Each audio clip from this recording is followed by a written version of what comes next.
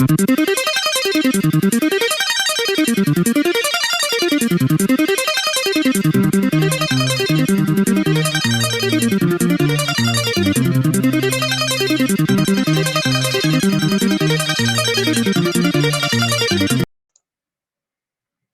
dia ou boa tarde, pessoal. Aqui é o professor Fred, mais uma vez, e hoje nós vamos terminar o último PET do ano. Este é o PET, volume 7, da quarta semana de língua portuguesa.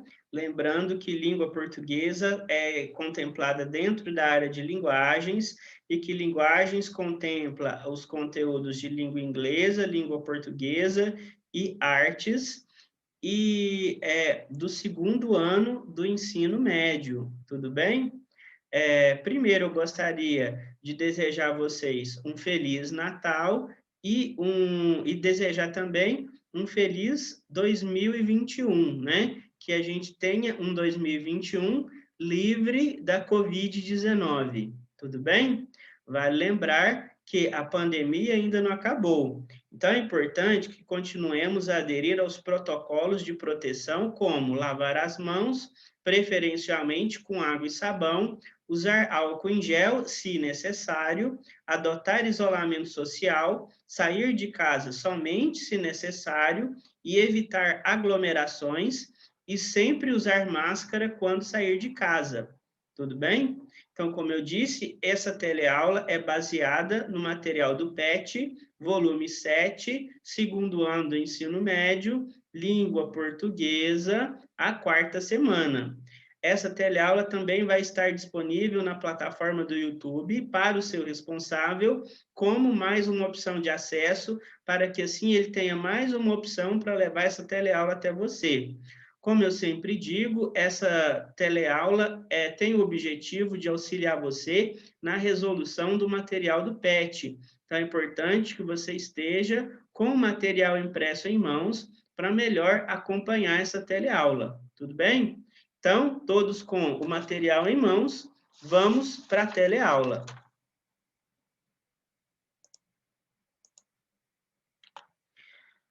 Fala, galera. Aí o material do PET, vamos acompanhar a leitura aí, tudo bem? Fala, galera. Estamos começando mais uma semana, a última do PET, PET 7. Nesse plano de estudo tutorado, estamos falando sobre contos fantásticos e vimos também a importância do título, além da metalinguagem, elemento muito usado em textos literários. Para fechar com chave de ouro, vamos produzir um conto fantástico. Então, aí, ele fez um resumo de todos os PETs que a gente trabalhou, todas as semanas desse PET, volume 7, que a gente trabalhou durante esse mês de dezembro. Tudo bem? Então, a gente abordou, no caso, sobre os contos fantásticos, a importância do título do texto e sobre metalinguagem. Então, a gente vai fechar o PET com a produção, né, a proposição, na verdade, da produção de um conto fantástico, utilizando todas essas ferramentas, todos esses conteúdos que a gente trabalhou durante todo o mês. Tudo bem? Vamos continuar aí, acompanhando aí no material do PET. Número 1, você deverá escrever um conto fantástico em que narre algo fantástico que aconteceu com você. Pode ser ficcional ou não. Seu texto deverá ter um título e ser organizado em pelo menos 3 parágrafos. Introdução, desenvolvimento e conclusão. Caso queira, pode usar a metalinguagem para compor a sua produção. Para melhor ilustrar essa atividade, aí é uma nota minha, isso aí não está no PET, tá bom, pessoal? Irei colocar aqui nessa teleaula o conto Flor, Telefone e Moça, de Carlos Drummond de Andrade. Aproveitem o conto. O que eu quero dizer com isso, pessoal? Desde o PET da primeira semana, foi feito o resumo do conto, né? Foi feito sempre algumas alusões ao conto, não o conto completo, certo? Qual a melhor maneira de estimular vocês a produzir o seu conto, quanto lendo um conto, ainda mais de autoria de Carlos Drummond de Andrade, né? Então, eu pesquisei o texto para vocês E nessa teleaula, a gente vai fazer uma leitura desse conto.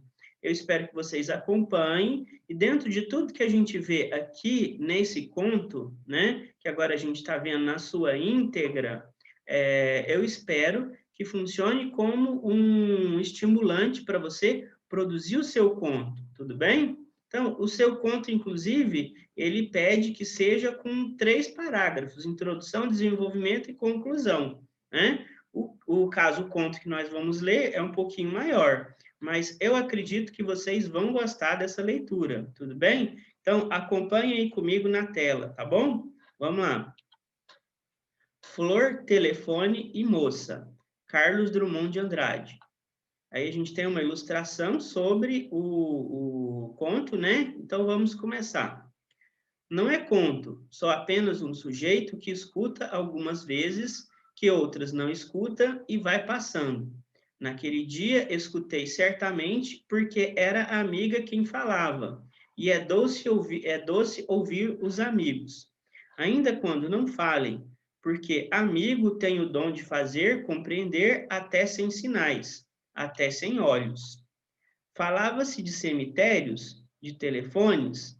Não me lembro. De qualquer modo, a amiga, bom, agora me recordo que a conversa era sobre flores.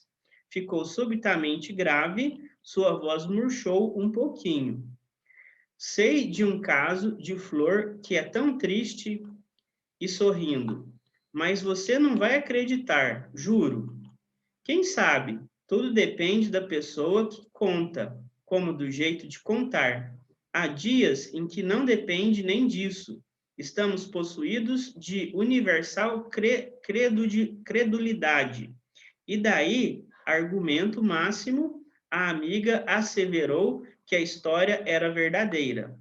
Era uma moça que morava na rua General Polidoro, começou ela, perto do cemitério São João Batista.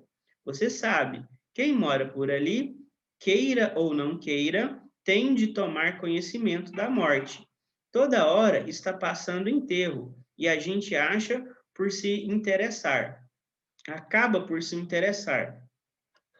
Não é tão empolgante como navios ou casamentos, ou carruagem de rei, mas sempre merece ser olhado. A moça, naturalmente, gostava mais de ver passar enterro do que não ver nada.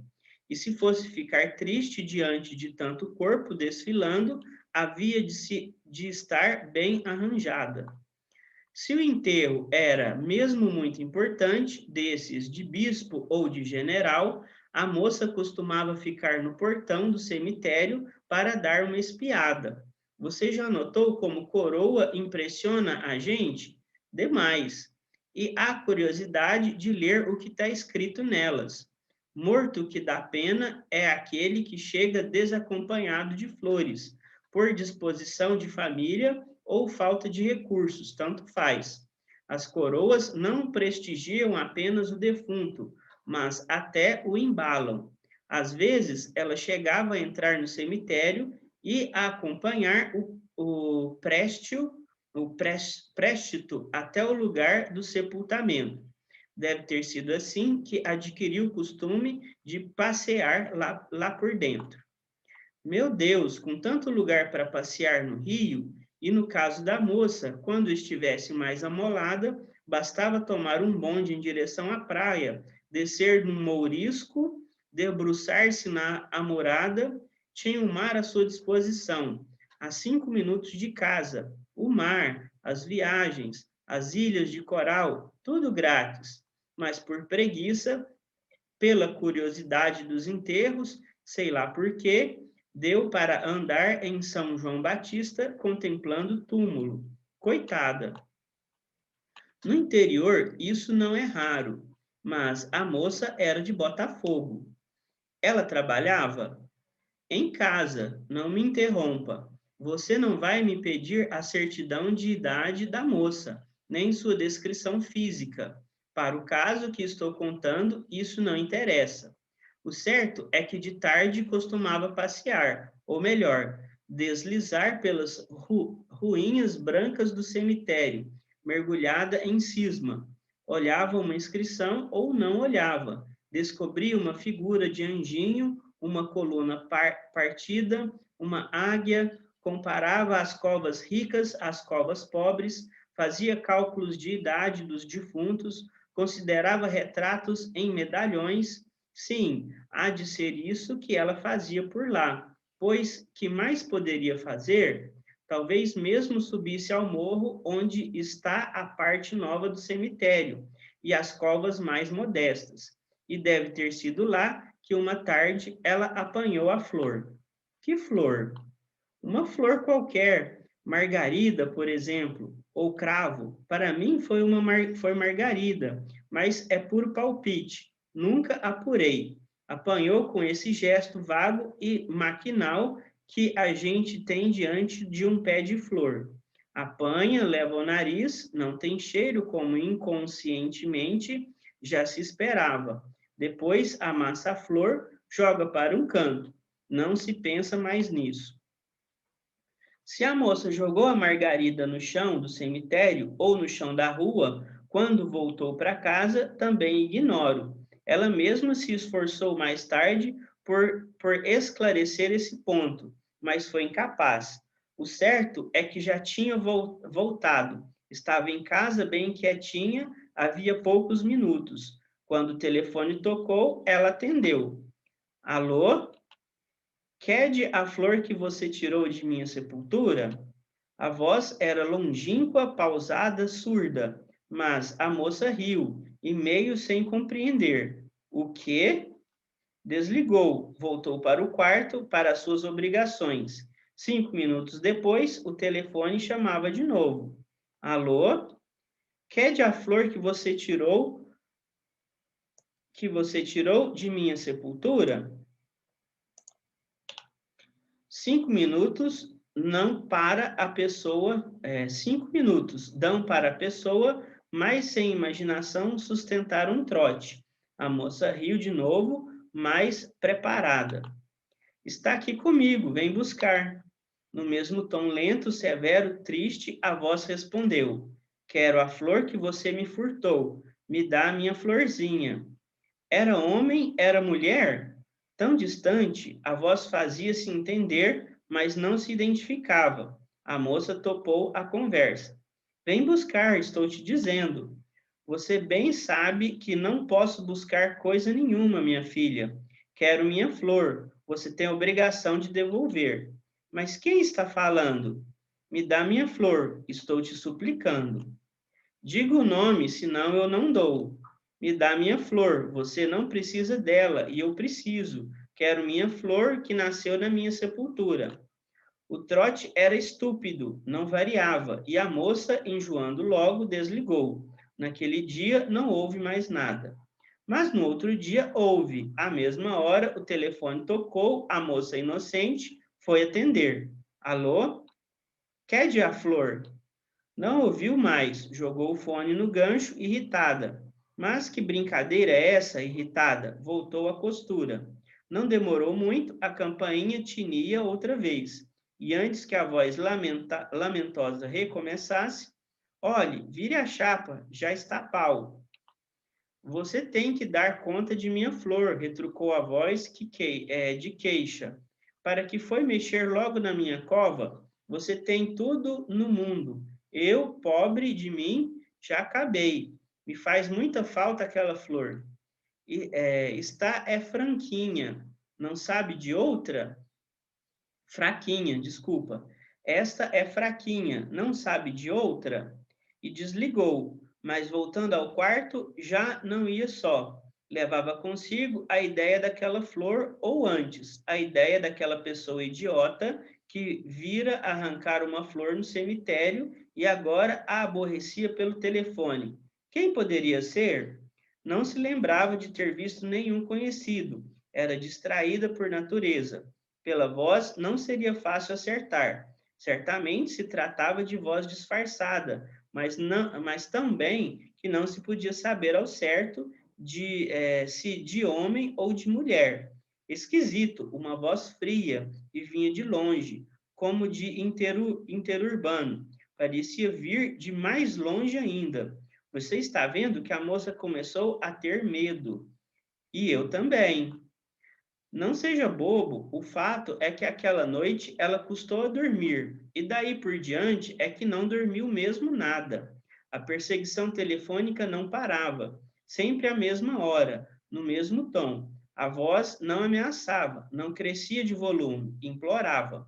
Parecia que o diabo da flor constituía para ela a coisa mais preciosa do mundo e que seu sossego eterno, admitindo que se tratasse de pessoa morta, ficara dependendo da restituição de uma simples flor. Mas seria absurdo admitir tal coisa, e a moça, além do mais, não queria se amofinar.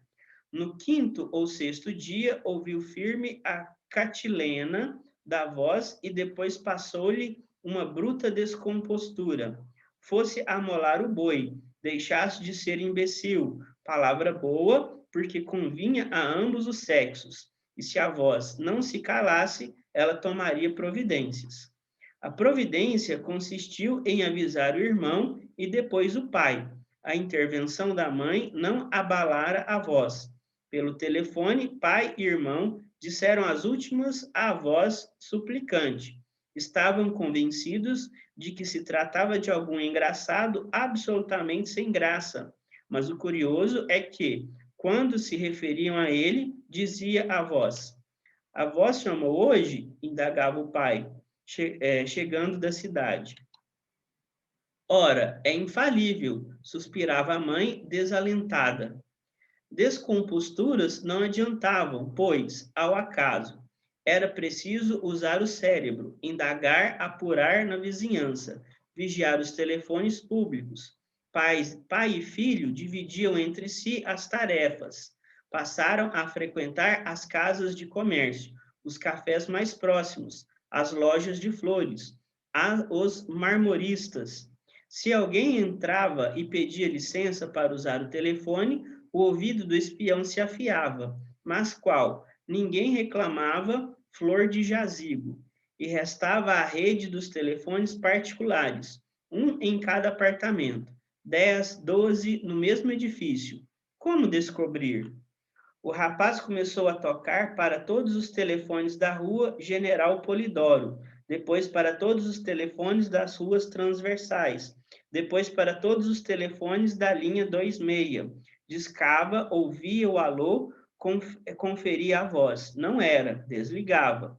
Trabalho inútil, pois a pessoa da voz deveria estar ali por perto. O tempo de sair do cemitério e tocar para a moça.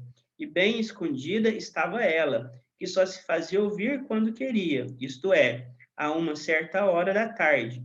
Essa questão de hora também inspirou a família algumas diligências, mas infrutíferas. Claro que a moça deixou de atender o telefone, não falava mais nem para as amigas. Então a voz, que não deixava de pedir, se outra pessoa estava no aparelho, não dizia mais: Você me dá minha flor, mas quero minha flor. Quem furtou minha flor tem de restituir, etc. Diálogo com essas pessoas a voz não mantinha. Sua conversa era com a moça e a voz não deixava explicações. Isso durante 15 dias, um mês, acaba por desesperar um santo. A família não queria escândalos, mas teve de queixar-se à polícia. Ou a polícia estava muito ocupada em prender comunista, ou investigações telefônicas não eram sua especialidade. O fato é que não se apurou nada. Então, o pai correu à campainha telefônica, foi recebido por um cavalheiro amabilíssimo que coçou o queixo, aludiu a fatores de ordem técnica. Mas é a tranquilidade de um lar que eu venho pedir ao Senhor. É o sossego de minha filha, de minha casa. Seria obrigado a me privar de telefone? Não faça isso, meu caro senhor, seria uma loucura. Aí é que não se apurava mesmo nada. Hoje em dia é impossível viver sem telefone, rádio e refrigerador. Dou-lhe um conselho de amigo: volte para casa, tranquilize a família e aguarde os acontecimentos. Vamos fazer o possível. Bem, você já está percebendo que não adiantou. A voz sempre mendigando a flor, a moça perdendo o apetite e a coragem. Andava pálida, sem ânimo para sair à rua ou para trabalhar. Quem disse que ela queria mais ver enterro passando? Sentia-se miserável, escravizada a uma voz, a uma flor, a um vago defunto que nem sequer conhecia. Por quê? Já disse que era distraída, nem mesmo se lembrava da cova de onde arrancara aquela maldita flor. Se ao menos soubesse. O irmão voltou do São João Batista, dizendo que, do lado por onde a moça passeara, aquela tarde, havia 5 sepulturas plantadas. A mãe não disse coisa alguma. Desceu, entrou numa casa de flores da vizinhança, comprou 5 ramalhetes colossais, atravessou a rua com um jardim vivo e foi derramá-los votivamente sobre os 5 carneiros. Voltou para casa e ficou à espera da hora insuportável. Seu coração lhe dizia que aquele gesto propiciatório havia de aplacar a mágoa do enterrado.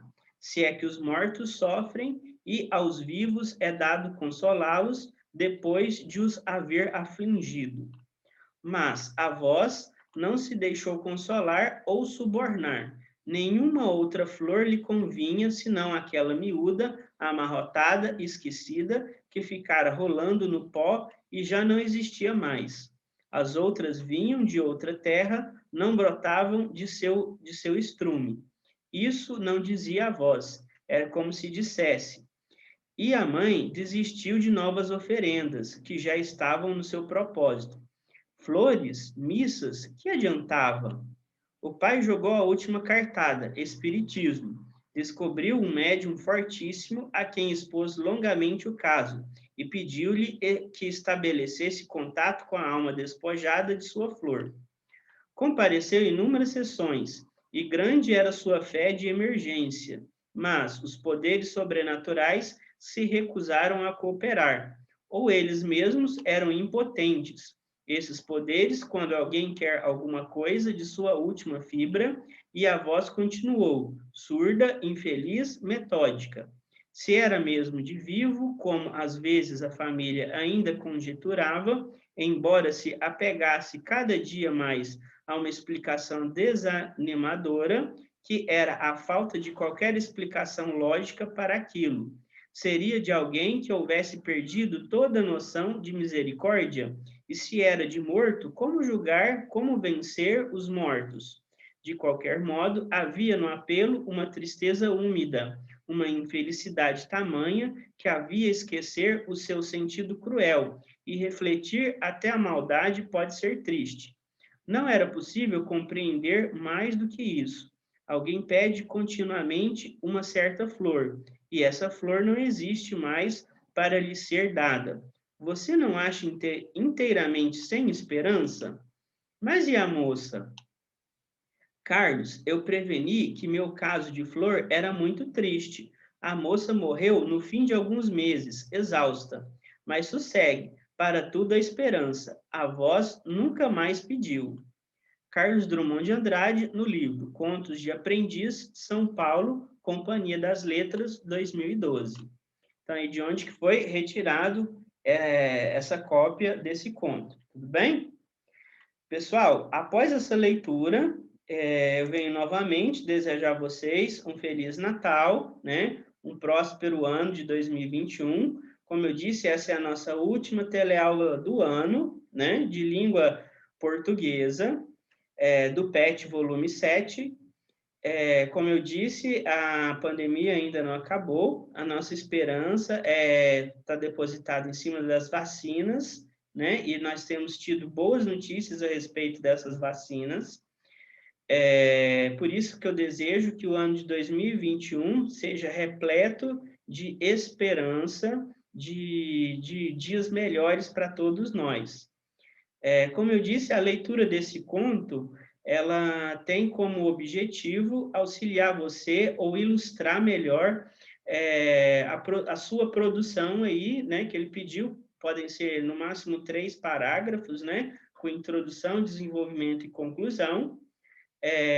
Como eu sempre digo, eu espero que o objetivo dessa teleaula esteja sendo alcançado, que é auxiliar você na resolução desse material do PET. Nada melhor do que utilizar Carlos Drummond de Andrade em sua íntegra, num texto na íntegra, para melhor estimular você na sua produção. Tudo bem?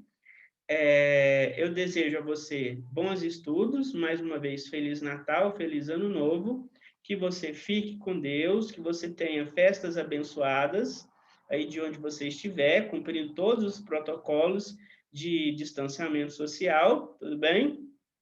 Mas que sejam festividades que você vai usar para refletir e mudar suas posturas, caso você precise, para o ano de 2021. Tudo bem?